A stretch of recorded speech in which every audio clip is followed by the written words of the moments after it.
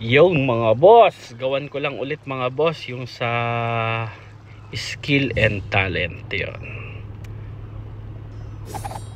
Sa skill natin mga boss, dalawa to. Ito pang PVP natin, 1v1 to. Ito naman pang preliminary, yan, pang maramihan para pang micro.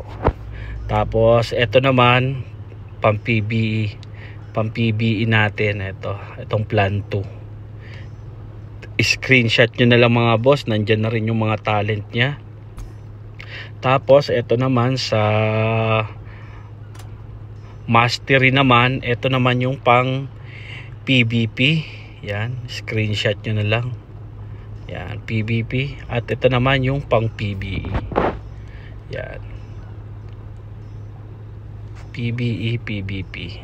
Bali maglalagay kayo nito pag mag PVP kayo, plan 1. Pag PBE, boss fight, mag ano kayo, plan 2. Yan. Tapos sa talent naman, ito. Sa talent naman, kung ano naman yung mga ginamit yung skill, yan. Tapos mga passive, yun lalagyan nyo. Wala naman ano dito. Basta kung ano naka-equip nyo, yun yung lalagyan nyo. Sa master talent naman, ito lang naman mga boss.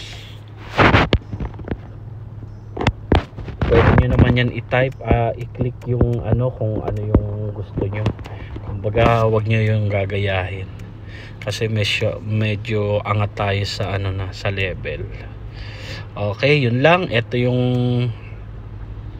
skill, PVP, PBE, tapos PVP na pang ano, micro. Tapos